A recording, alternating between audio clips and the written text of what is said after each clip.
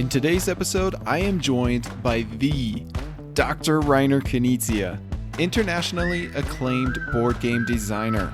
We discuss a wide spectrum of topics, including the following: Reiner's inspiration for Soda Smugglers, Pumafiosi, and Hot Lead. 3 20-minute games making up the Criminal Capers collection, which you can find on Kickstarter live right now. Reiner also shares with us his favorite animal, his mysterious 2,000 game library, his design philosophy and how it varies between small and large games, normal years versus designing during a pandemic, revisiting classic concepts versus creating new ideas. Speaking of new ideas, Dr. Knizia even teases out some juicy information about his upcoming publications, including the hotly anticipated Siege of Runedar and top secret follow-up to My City. With this episode, we are in for a treat. For your information, this episode was recorded in mid-July, roughly 3 weeks before its publication. Also, due to us being on opposite ends of the world and my new home having a questionable internet connection, there are a few minor connection drops in this recording. I apologize for the occasional hiccups, but promise that the trouble is worth it. So, without further ado, let's dive into the good stuff. My name is Nick Murray, and this is the Bitewing Games Podcast.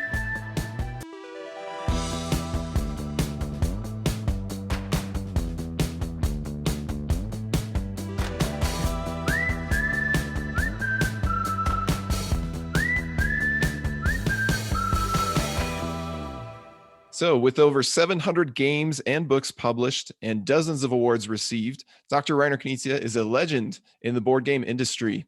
Though games have been a big part of his life since he was a child, Reiner initially studied to become a doctor of mathematics and then worked as a banker in England. When he reached 40, he decided it was time for a major change. Life should be fun, games are fun, and people should have fun with games. So from then on, he fully dedicated his life to game design, and his motto became bringing enjoyment to the people. Some of Reiner's best-known designs include Tigris Euphrates, Lost Cities, Ra, Modern Art, Ingenious, The Quest for El Dorado, and 2020 Spiel des Jahres nominee, My City. He's also the designer of our upcoming Bitewing Games publication, the Criminal Capers collection, featuring Soda Smugglers, Pumafiosi, and Hot Lead. So, Reiner, it's a pleasure to have you here. How are you doing? I'm very well, and thank you for inviting me. Absolutely. We've been looking forward to this podcast episode for quite a while now as we've prepared for this upcoming Kickstarter next month of your games. And so I thought that may be a good place to start as far as this interview goes. And we were wondering what inspired your designs for Pumafiosi, Soda Smugglers, and Hot Lead, which they were formerly known as Mafiosi, and Hot Goods and Hot Lead. So do you remember what inspired those designs initially? Yeah, I mean, you are now putting them together as a Criminal Capers collection. Yep. They were not designed as a collection as such, so they were designed as individual games. And so each of them has their own story, longer or shorter, their own inspiration and their own challenges in a way. So there isn't an answer for the whole three of them, but essentially it's what I'm trying to do is I'm trying to pick up an innovative, nice entry point for a new game system, a new game mechanism, find a nice theme that gels with it. Sometimes the theme changes because the mechanism changes, and so I found something which fits better and which is also relevant. And so it is always the starting point which then drives me for the game. Now I've talked a lot and not answered your question. For Pumafiosi, it was the idea that you don't always have the highest card winning, but it is the second highest card. So essentially, in this world, you don't want to always stick out with your head, because in this environment, the police may be after you, your colleagues, which are not liking you, may be after you. So don't put your head too far over water. Stay a safe number 2. And so you always want to play the second highest card, and that one wins it. But the problem is if you play a very or reasonably low card to be second, then you have to use this card, so your family member, and put it into the hierarchy. And if you put a weak family member into the hierarchy, then you have problems during the game, because then the stronger people come around in the hierarchy, and is not good news. On the other hand, if you try to put a very high person into the hierarchy, you'll be the highest card and you won't get in there. Right. So this is a dilemma I try to build something around, and to give people this nail biting, does it work out or does it not work out? Soda Smugglers is kind of inspired by a smuggling scenario, as the title says. I didn't want to smuggle any hard stuff, and so initially we discussed whether we smuggle chocolates, and then we decided soda is nicer to show, nicer to depict, and gives very nice view when you lay out the cards. But it is essentially that there are restrictions how many sodas you can take over the border, and one person is always the border guard. And so I tried to build in the psychology of, all right, 2 suitcases I can take, 1 soda is allowed. Do I try to take many and convince the others I'm not doing it? Or is the border guard, which changes during the game, thinking that he has a go at me, and the border guard has certain activities and actions to open a suitcase, to do this and that. And so I'm trying to smuggle myself through. If I get arrested innocently, I get a compensation, but maybe a little bribe will also do. And the main thing here is you are not entirely free how you act round by round, because you get 5 suitcases, and of these 5 you have to choose 2, and sometimes all the suitcases are full and you have to smuggle, and then you can smile and say, okay, you cannot always play your own strategy, and that's good. It forces you to put a smiley face on and sometimes go with the cards you got dealt, makes the best out of your hand you get dealt. So it's a psychology, looking at people and seeing who is smuggling this time and who gets away and who is in the front and whom do we need to have a go at and whom do I want to arrest. Yes. Definitely. And finally, hot lead, which I've always wanted to do, and it took me quite a while to get it right. So it was lying there for some years and it was a bit stuck, and eventually I had the right idea to make it into a very crispy game. There is a little bit of a relationship to Pumafiosi in a way that we also have cards which have a ranking order, and everybody plays a card, but this time it's not the second one, that's Pumafiosi. This time everybody gets to strike and gets some lead on the crimes we're investigating.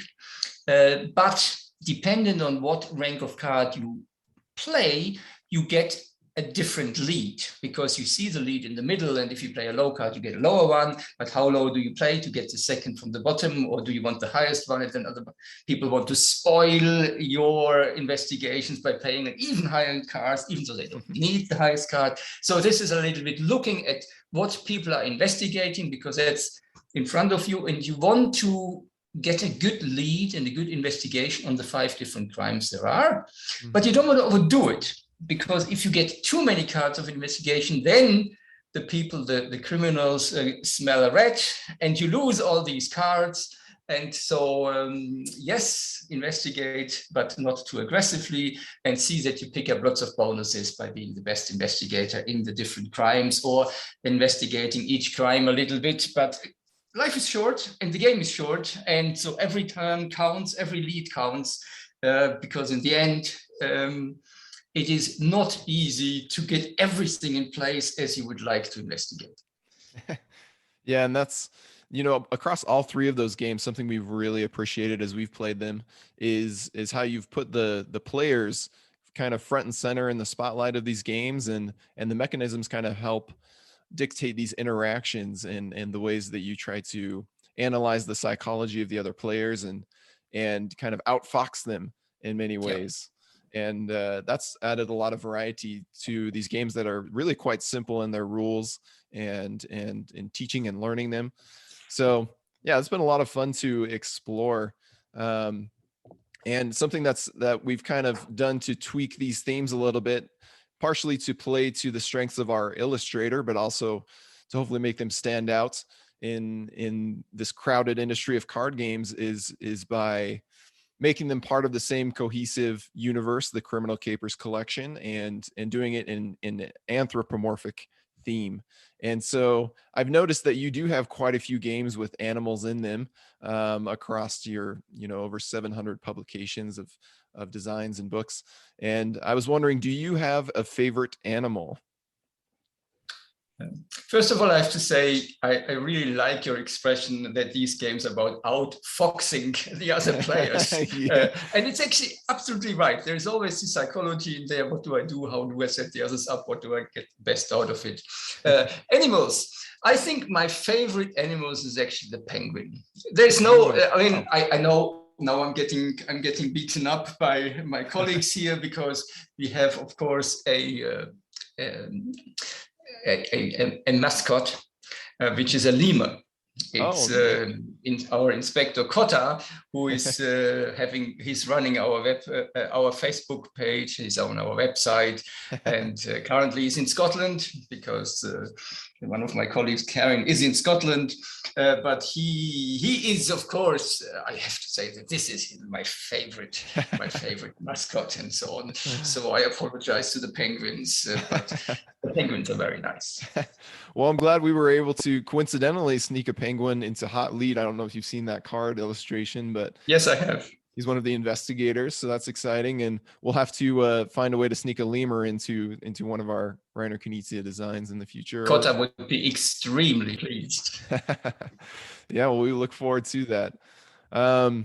So I guess going along the lines of these small card games, you've designed the whole spectrum of games, it seems, from legacy game My City, which spans over the course of many rounds, to larger, more strategic games like Tigris and Euphrates and Amun-Ra, to these smaller card games like Modern Art, the card game. There's High Society, and then there's this Criminal Capers collection. So between designing small card games versus large board games, what do you find are the advantages and disadvantages of each? Well, I think particularly if you're a full-time game designer, you do not want to specialize yourself too much into one genre. So for me, it is very important to keep the width and to try out lots of different approaches and lots of different styles of games. And sometimes you don't even know, when you set out with a new idea, how big or small it will become, and you add things to it, you take things away from it. So for me, it is important to go with the time, because games are a mirror of our times, and our times change, and our times accelerates faster and faster. And so for me, it's important to get an easy access to the games. So I'm not the person who has lots of administration and lots of extra rules in the games. I'm a scientist. I'm trying to base the basic principles of the game into very few general rules, and essentially create a platform for the players so that they can interact with each other. And so every new player brings a new aspect to the game, and therefore if you play often with the same group, there's another dynamics as if you play with different people and you have to adjust to the different platform again, who is acting on the platform. But it essentially means that I'm trying to put my designs as wide as I can, and I get inspired when the smartphone games came up, the mobile games. That inspired me a lot, because I tried a few designs there, and it's not so much the designs themselves, but then the new challenge of putting this game onto a small screen where you can actually not do much, but you have all the electronics in the background who can do the handling, and you cannot really communicate the game rules. You can, but nobody reads them, so it needs to be very intuitive. And children's games, when you go and test with them, with the kids, you get different feedback and you see how they play. And so you need to look at the target group and you need to do justice to the game. So my games are my children. And so you cannot force children somewhere. You can only lead them to develop their full power. And with this respect, I enjoy all these types of different games. And I think it's a fundamental point that you have to enjoy your own designs. Otherwise, how can you make a really good game if you don't like playing it? Yes. So, if it's big, if it's small, if it's card, if it's something, I don't mind. I want it to be innovative. I wanted to push the borders, the boundaries for the games. And you mentioned my city. I've tried to give a new aspect to legacy games. I would have liked to invent legacy games, but you can't invent everything and you can't set every trend, but at least you can try to add a significant component, a significant aspect to the trend, which I've done. And El Dorado, the same thing. That's a deck building game where I've tried to make the principle, which is a fantastic principle, yes, make this. And again, I didn't invent the principle, but the fantastic idea in its initial form, in its ingenious initial form, is relatively abstract. And I remember myself having quite some challenges getting into the game system. And so I thought, if I add a board, and if people know what a deck building game is, they will immediately understand it. If there are listeners who don't, then I hope to take them with me now, because you have a little set of cards, your own deck, and you play through this deck over and over again, but you change the deck, you get new cards, you throw cards out, and you try to build an engine to reach an objective, usually many points. I took the points away and I decided to put a board in. So it's a quest for El Dorado. So you know where you're going, or you don't know where you're going, but you're trying to find it. Sure. And the important thing here is it becomes much clearer for me, for my understanding what to do, because I have my original deck. I go through the jungle. Yes, I need my machete. I need maybe the jeep, and I want to, it's a race, of course, yes, to get there. But then the river comes. So how do I get over the river? Yes, the machete doesn't help me hitting the water. So I need a boat or something. So I need to get a boat card before I reach the river. And then over the river, there is the desert. And then the question is, why am I still carrying this boat through the desert? So it makes quite clear that I want to get cards and I want to get rid of cards and I want to adapt my engine, that means my facilities, which I can use, to the individual situation where my figure is in.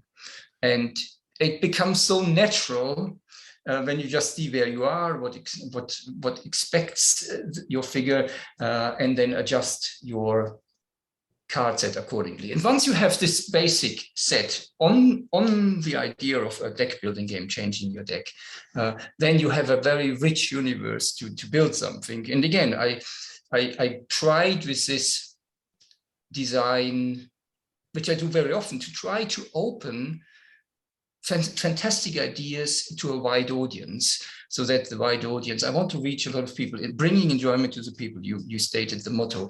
It's really reaching a lot of people, bringing a lot of enjoyment to them, and making the games easily accessible with these wonderful ideas which everybody around the world has created.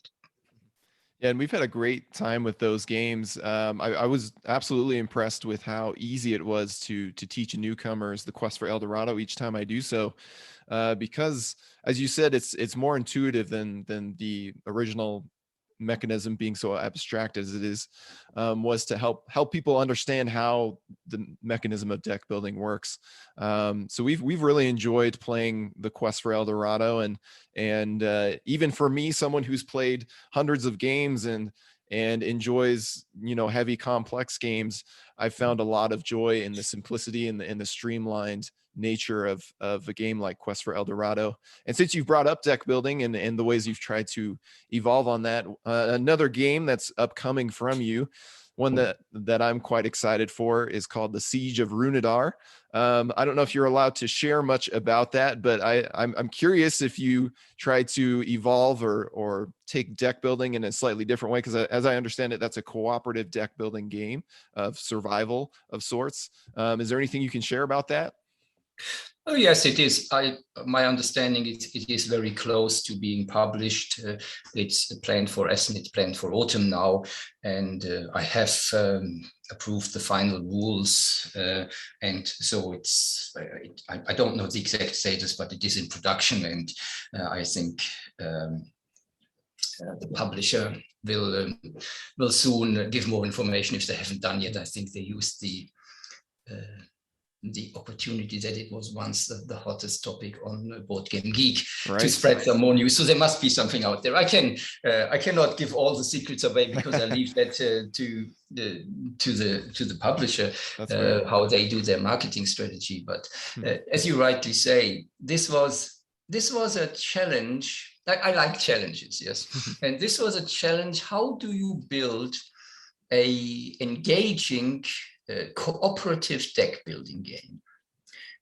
Because now that we know what deck building is, if you have a common deck, so we play together, we have one deck, we draw the cards from the deck, we have a big pack of cards and we play, and then I do something. It's always in deck buildings is sometimes an effort to get new cards in, and so I get a new card and it goes in this general deck. And so I don't really see the effects of my play, and it takes a long time until the card comes around, and I can't really build, as in an individual deck building game, my small deck, which then has really powers. It is all watered down, so that I found was not the right approach. On the other hand, if everybody has their own decks, then where is the cooperative side of deck building? Of course, each player can do their own deck building, and then you don't really have a cooperative deck building game. You have a deck. Hello, Nick from the future here. So this is the part of the recording where we have a 20-second break in the connection. Of course, it happens when Reiner is sharing the dirty deets on my most hotly anticipated game of the rest of this year.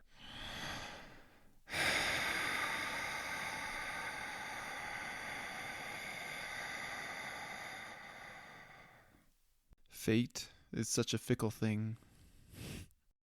But essentially what he says is that you don't get much cooperation out of a game if everybody is simply focusing on their own decks. And this is what brought him to the concept of Siege of Runedar, which he explains right now. This is playing in a fortress where we are dwarves and we are trying to defend our fortress and our treasure in gold against the hordes of attackers, which completely surprisingly come after our gold, which we never expected. And so we have a blacksmithy there, and we have a carpentry there. And so we can go there and we can use the materials to make a big sword or make a big weapon or make a big tool. And so I might work on this a little bit and make the wooden part, and then the other person might do a little bit, we can freely move around and does something on the metal part. And eventually this one card, this one new tool item will be forged and done. But it's now done together and the card lies there. It doesn't belong to anybody. And anybody of the players can pick that card up. So we can cooperate in creating the cards, and then each player can decide, what do I take? And the cooperation, of course, means not one player taking all the good cards. That is devastating. It's not good for play, but it's also not good for winning, because you cannot afford to have one weak player. Because then when critical situations come up and it's the weak player's turn, he cannot do anything, he has the wrong cards. So you need to make sure that you're nicely balanced, but also maybe you specialize a little bit, because what you do in a cooperative game, of course, is that you have many ways to lose. You get overrun by the hordes, the monsters come in, you run out of gold because you give it away to mercenaries. there's many things that can happen. There is only one way that can save you, and that is you need to dig a tunnel underground, under the mountains, and it's a very nice 3D setup, under the mountains to get out and leave with the gold, with as much gold as you can. But of course, if you just ignore everything and you dig, which is the right thing to do, then you will lose, because all the other criteria will make you lose the game. Of course, there are so many distractions so that you can distract yourself throughout the whole game, and you have kept everything at bay, but the game runs out and you've never left your fortress, and then you run out of food and supplies, and then it's over as well. So it is this, and this is a discussion between the players. You cannot do this, go there. No, I need to defend this. No, ignore him and do that. And these dilemmas, these discussions for the poor dwarfs, which we are representing, is what makes the game alive. And no, we don't need a new sword. Get out of this blacksmith, go and dig this thing, or get up the tower and use your, do you have a bow and arrow card? Yeah, but then use it there. What do you do with the digging? And this is exactly what happens. Man, this game sounds wild. I'm very much looking forward to it. And yeah, I've played a lot of deck builders, and typically one of my complaints about them is they tend to be less interactive for whatever reason, because it's kind of a very heads down building your own combo affair. But I'm very much looking forward to, Quest for El Dorado and introduce this element of tension and racing, which I very much appreciated, that interaction between players. And it sounds like the Siege of Runedar, as you say, introduces a lot of dangling carrots and incentives that players are collaborating and arguing and trying to solve this whole bigger problem over together. And so I'm looking forward to those interactions. And the publisher Ludonova, who have done a number of our games before, has really done a marvelous job in creating this three-dimensional, impressive setup, so that you really are in this fortress, and things come from outside. There is the opportunity to make a game with lots of miniatures. That of course would drive the price up. So we wanted to stay, at the moment we have cardboard figures, yes. Because we wanted to stay in a very reasonable, normal board game price for that. But of course I can imagine that there will be the one or the other opportunity then to beef up the game to deluxe editions. Not a new concept to you, but I think a lot of people on Kickstarters like this, and so I leave that in the hands of the publisher. But it is a wonderful construction for the amount of very little money essentially you have to pay for that wonderful game, and really get a lot for it. Right. Components. Right. We have their production Babylonia, which is both, a reasonably priced game, but also a very nice production. And they've teased out the insert, as you say, with the 3D setup of the walls, and on their Twitter page. And so it's been exciting to see that's be unveiled. And so we'll look forward to learning more about that from Ludonova as they prepare to release it in the coming months. And I would highly recommend people who are interested in cooperative games or deck builders, they definitely go check that one out. Another game you brought up just several minutes ago that we talked about was My City. And as I understand it, that was your first legacy game or legacy style game that's been published. And so, my wife and I played through the whole thing and loved it. And it was one of those games that was very addicting for us to be like, well, let's just do one more game. We would, one thing that appealed to us, we played a lot of legacy games. And again, one of my common barriers to entry for me is as they pile on more and more mechanisms, it takes a long time to set up and even remember what was added in the previous rounds. But we found with My City, it was very easy to jump into and play a quick 20-30 minute round. And we would tell ourselves, yeah, we have energy for that. And then when we got done with the first round, we would say, oh, now we have to go for another one. This is just, it's getting too interesting. And so I'm curious, do you have any plans for a sequel to My City or another type of legacy game entirely? We are doing this by a video conference, and I guess you can look around the corner here, because I have another designer conference tonight, and there is actually a family member on the table, which we're discussing. Very clearly, the game has I really love the game, and the game has been a big success, and a lot of co-production partners have picked the game up. We have lots of different language copies here.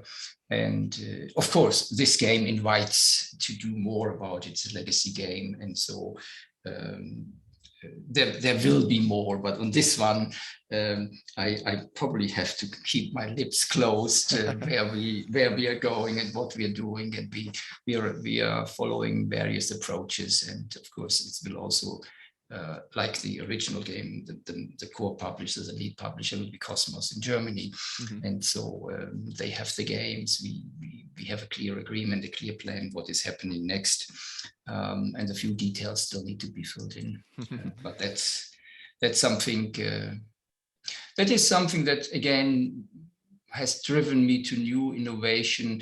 The tendency of bringing up expansions and new game members in the family has grown over the last decades, and it has its justification, but I also think these expansions need to have their justification. They're not just more of the same for me.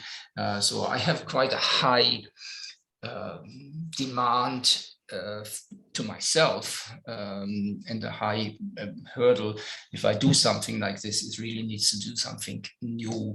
I mean, we had the Lord of the Rings where we did a few expansions, and again, I always, of course, it continues the story or it plays in the same universe, but there need to be new aspects. So you want to kind of recognize the familiarity with the game, but you're buying a family member, but on the other hand, you want to explore new things, and it's not just a prolongation. Now we play another 8 chapters, and so what else is happening? No, it's different. It is very different. Yes, it is. I can't wait to get it out and play it and those things. Well, I share the same feelings. Yeah, we're very much looking forward to what else you explore within this genre. So I guess looking to the future, you've been doing this for quite a long time, but do you have any personal goals or career goals for yourself in the coming years, as far as a game designer or just as a human being in general? Any kind of goals that you're looking to accomplish? Anything on your bucket list that's still to be done? I think the challenge is always to remain relevant and not to rest on your laurels of the past. As I say, the times are changing, people are changing. I have a lot of students now in my test groups because I have my inverted commas old play testers from the former years as well. But you need to see what people are playing, and if you tell students Euphrates and Tigris, they usually don't know what that is. Yes, right. in respect to games, and they can rediscover it. But this is one of the important things. I want to stay fresh and do new things and make an impact on the industry. The bigger challenge, of course, is I've built this business over my life, and I'm not planning to give up, but time is not infinite. And so what I'm also trying to do is to set up a structure and build something that is becoming less dependent on me. When I say less dependent on me, it's not just the game designing. It is, of course, the whole operational side, which has grown with the business. It is the whole licensing side. We deal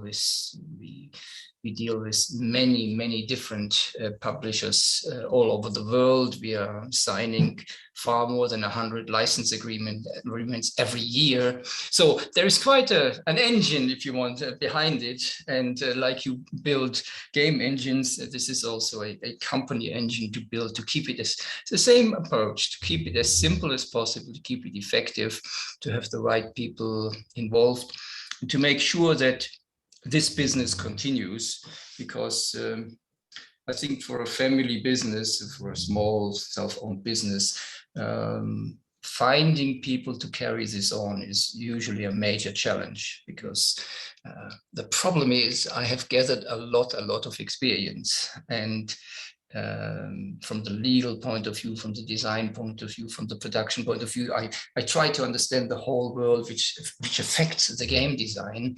And I don't always want to know better. So you need to let go and need to let people who you're trying to engage in the business, let them make their own mistakes and let them grow and essentially give up a little bit of this control. I'm a control freak. It doesn't help. I'm a perfectionist. It doesn't help. But these are some wider challenges to make this legacy, which I've tried to build with the games, not disappear when I run out of energy.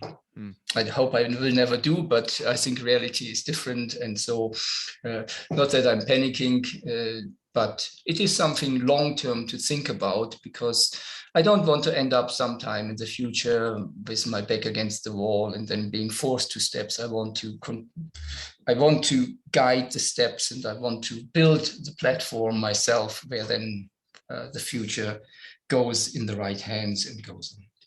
Well, that's very good news for longtime Knizia fans and new Knizia fans who are, like me, very excited for new games you're putting out, but also finding that games that came out decades ago originally have aged very well, and we love to see those come back from new publishers, and so that's good to hear that you're making plans and considering long term how to keep this legacy alive. And you mentioned that you've gained a lot of experience personally, and I imagine you've likely worked with more publishers than any other designer ever. Just thinking about all the different versions of your games that have come out between various publishers who have had the licensing rights at one time or another, and the many different games you've put out. And so I was wondering, have you observed, or what patterns have you observed for what does or doesn't work for getting a game to sell well, kind of from a publisher's perspective? I imagine you've seen, the same design do well in one region and not so well in another region, or do well in one version and not as well in another version. What are your observations from all of that? Yes, unfortunately, there is no good answer to this, what makes a game successful. You can make many mistakes, and with experience you can avoid many mistakes, and you can do everything to make a game a success, but in the end there is luck involved, and there is just how it is perceived in the first reviews, and then it goes, and there's a whole theory behind it. You can read lots of books how these things take their own dynamics. For it's chaos theory sometimes, where very little effects can then, as you say, a butterfly in India can cause a hurricane in the US. And a lot of these things are there as well. They are not excuses for not doing your best job, but it's like in why do we call movies where people never know which movie is earning the money of the 9 other movies which are losing the money, and we call them blockbusters, because in the first weekend of release you see if the people queue around the blocks, and then you say, okay, we've got it. But it's very difficult to predict beforehand. So it's user experience, it's understanding the markets, understanding the relevance. Of course, there are two things here. We are not as close to the markets as the publishers are, because we design the games and the publishers then market the games, sell the games, and have the direct distribution, direct contact to the market, to the shops, to the buyers. But as you say, we are dealing with a lot of different publishers all over the world, these very different types of games. And of course, we are getting the feedback from all these publishers about the sales figures. Of course, a smaller publisher who sometimes does a really wonderful game will have smaller sales numbers than a bigger publisher, even if the game is not so innovative or more box standard, which a bigger publisher sometimes need. But we have an enormously rich insight, I think, more than any publisher again, from how do the different markets develop, what runs in markets relatively good, what are downturns in markets, where does currently Corona hit, and so on. So it's this gives us a lot of insight, and I analyze it very carefully every time over the holiday season, and I have my statistics, and I see the different territories, the different game types, and I try to to understand as much as possible over the markets, because it interests me, it fascinates me. And that is also a very rich source to see where can we bring the most enjoyment to the people. Yeah, that's a good perspective, and kind of helpful for us from a publisher perspective to see your insights. I know you've offered us some, as we've shown you, artwork and different ideas for how to develop and produce these 3 games that we're working on. It's been very helpful to get your insights and feedback as well with all that experience. And so we have appreciated that. And one thing I'm curious about, I've heard about you, and as a publisher, we're planning to send you copies of these games once they are produced. And so I understand you keep a large library of all the copies of your published games. And so my question is, what does this library look like? Do you have it organized in a certain way? And do you often give tours to visitors of this library? No, we're not giving tours to the visitors, and we have very few visitors. I imagine right now. It's mainly business partners when publishers come and visit us to see new games. No, it is, I mean, I sometimes cannot understand publishers or people who are in the creative business that they do not collect their creations. I mean, why do you set these children into the world and then forget about them? For me, I'm proud of them. And for me, I want to see each edition, and I keep a copy of every game of every edition, and that's far more than 2,000 different copies now. Wow. And we have one copy here in our archive of every edition of every game as far as we know it. And there is sometimes detective work because not everything gets reported, and not every sample gets automatically sent to us. So there's a lot of chasing we need to do, and a lot of collecting, and of course the internet and Board Game Geek and all the different forums help us to see what happens and get our games. But that's something which is sometimes publishers don't understand that really. This is something which is very, very important for us. It lets me go back and see, when we are talking about games we republished, what has been done, what can be done, what new aspects can we do with them. We have, of course, immediately in front of us if there have been different editions, the different graphic works which have been done, artworks which have been done with it. And sometimes it also helps to look, if you see a game which is illegally copied. I mean, people in China, unfortunately, is still the worst part there in the world. They just copy everything. They copy your cover, they copy the publisher's name, they just make a one-to-one replica of it. Sure. But some little things, then they misprint your name or something. So it is really, does this exist or is this a fake? And so again, this helps us to go to the library and to look at it. And again, we have a whole cupboard in the library with fakes and with illegal copies. And again, maybe I shouldn't say that publicly, you cannot be the policeman for everything, but where people get too drastic, then we would also take our measures. But again, you can police the world for the rest of your life, and this is not my mission, but my mission is to protect my business partners, to protect the publishers, and they get exclusive rights. And so essentially, when their rights and their business prospects are being threatened, then I think it is only fair that I do something to protect them. And I have the experience how one can address this, but it's, as I said, it's a fine choice when to act and when to just leave it, and how big the impact is. Well, yeah, that's, from the library to the cupboard of black market games, it's quite interesting to me, although I imagine it can be a headache for you sometimes, as you say, to track down copies of your games that you haven't received or those kinds of things. But yeah, that's very, very interesting that you've kept up this collection. Do you imagine you might try to form some sort of museum out of this at some point? Or it would be something I'd be interested to see, at least as a fan of board games and of your designs. Well, the point here is nobody in their right mind is really interested in looking and studying these 2,000 different editions.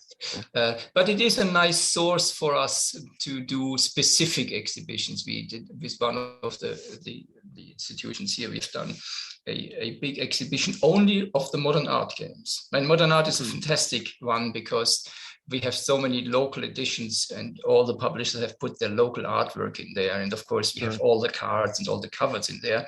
And so we had lots of display cases with the different games. And so you can actually fill a whole exhibition room with just this. And that's fascinating because people see how much a single game can live by just what the illustrators, the artists add to it. And so these things will happen, but it's in the end, we also need to understand what mission do we have. And my mission is not to be a museum. So I'm not a collector of all the histories or keep all my prototypes so that in the afterworld, people will then be able to analyze everything. It is practical. I love my games. I love to see the different editions, to see what has changed, to see how the rules have been done differently, and so on and so on and so on.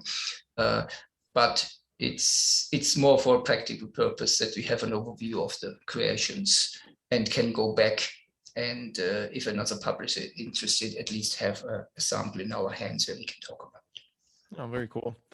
I have a few more questions for you. I think as far as your coming designs and the things you're working on. I guess to start out, are there any mechanisms, themes, or game experiences that you are most excited about at the moment? Or do you ever get excited about a particular experience you want to create for players and then try to make multiple games of it? And are you currently in that stage? I'm always in that stage. I mean, I'm even more in that stage now than usual because we have Corona and testing is very much restricted. And so as people, when they follow me a little bit, know I have a lot of drawers here. Every drawer, well, you see some in the background there. Sure. the listeners cannot, but a lot of drawers. Each drawer has a new design in it. And during Corona, I had to buy 50 more drawers to put all the designs in there, which are now ready for testing. And it's getting a little bit frustrating because the dynamics gets lost a little bit to do a design, to try it out and to iteratively work on it. But there are lots of I think there are lots of good and innovative approaches in there, but I need to get back to this testing because you can so easily wander off on the different paths if you don't get a reality check on these things. Right. And so I really hope that we get this under control and that we can soon test again because, as said, I think there are a number of, I have my high priority projects there in the corner. I see them there. And these are marked with a special color.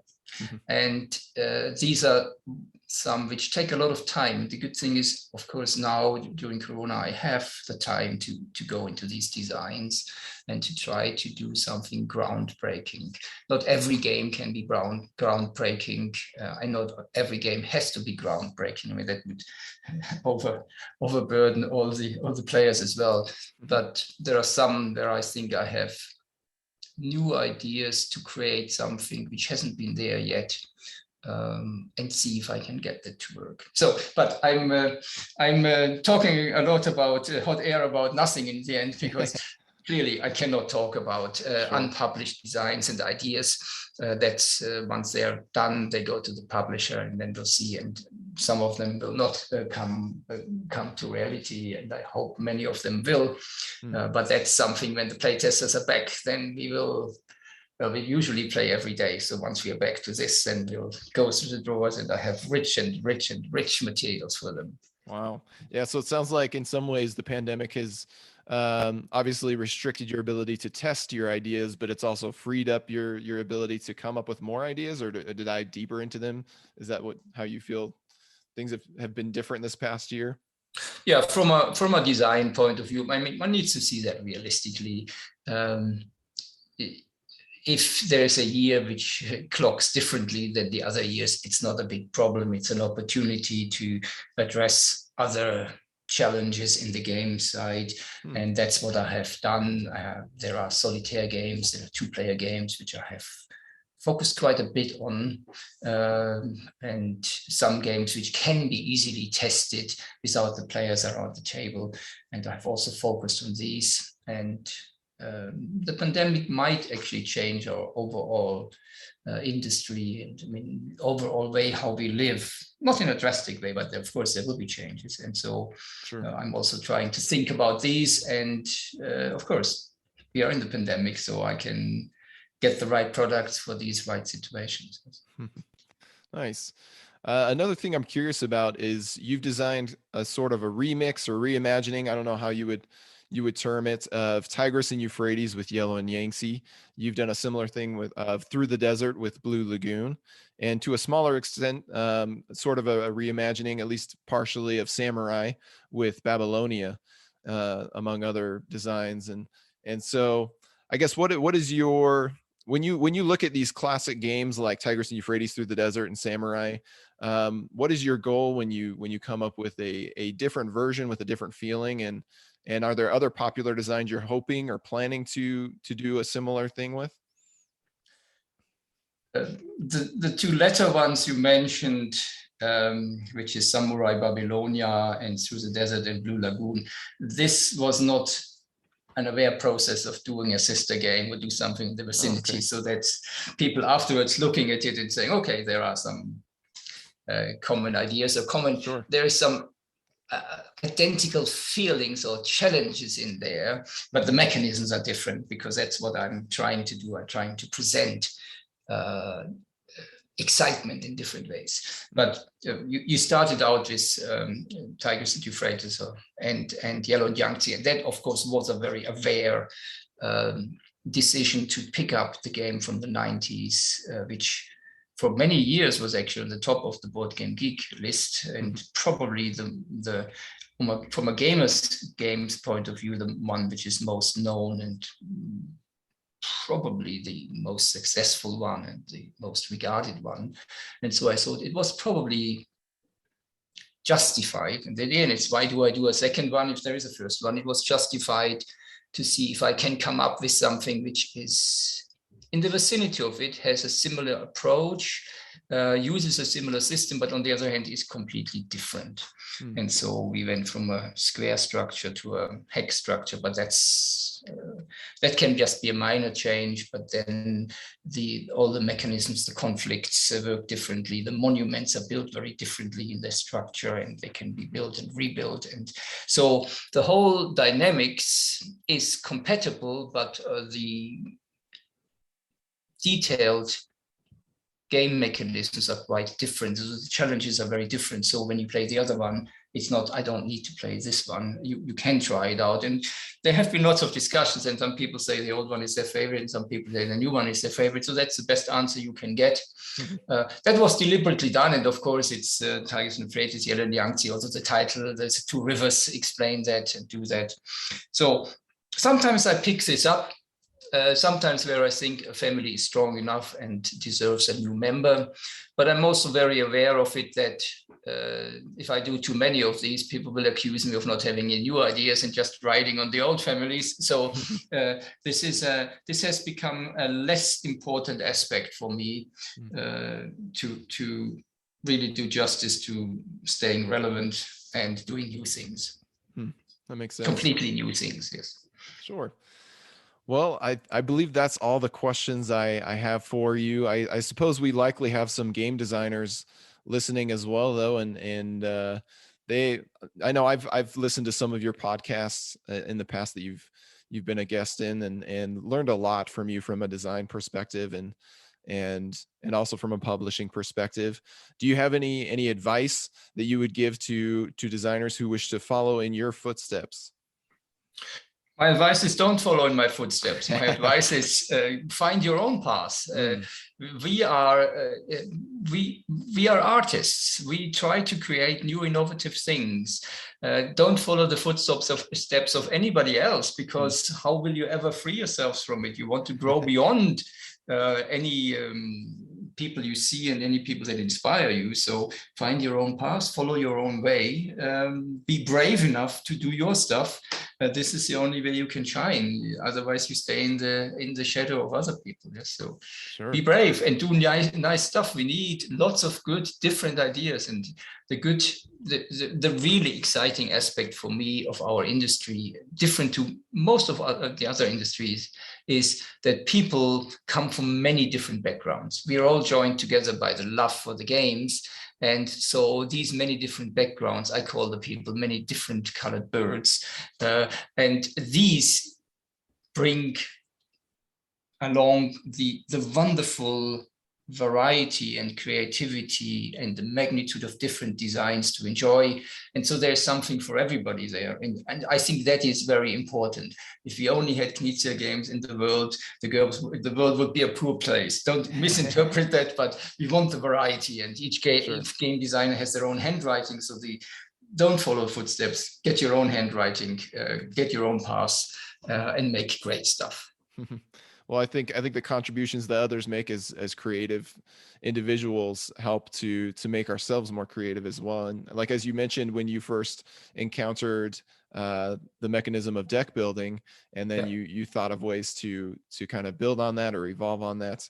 And so I think it's been beneficial to all involved to try and, as you say, be yourself and be brave and push the boundaries of what you're used to, and try new things.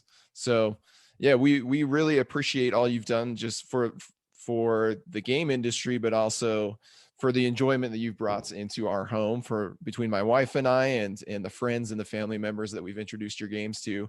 And we do hope to see many more games, as well as these shelves full of designs come to fruition. And I know from a Bitewing Games perspective, we've loved working with you on this first Criminal Capers collection, and we intend and have plans to work with you on future designs as well, because we enjoy what you do bring to the industry. And so thank you for that, and thanks for joining us today in this podcast episode. It's been very interesting to hear your insights and thoughts. Well, thank you again. It was a pleasure. And yes, we will create many exciting things in the future. And there you have it. The future is bright for Reiner Knizia and Bitewing Games collaborations, as well as Reiner's future designs in general. As I mentioned at the start of this episode, Reiner Knizia's Criminal Capers collection is currently live on Kickstarter, and we need all hands on deck to help bring this creation to life. You can follow the link in the description of this podcast episode to find our Kickstarter campaign page and learn more about these 3 killer 20-minute card games. By pledging your support, we'll be able to make the production of these games as amazing as possible. And when they eventually arrive on your doorstep, you'll be able to enjoy these clever concepts that have been so carefully crafted by Reiner Knizia and our production team. I can also tell you that one of those many shelves in Reiner Knizia's office contains another Bitewing Games Reiner Knizia collaboration for 2022.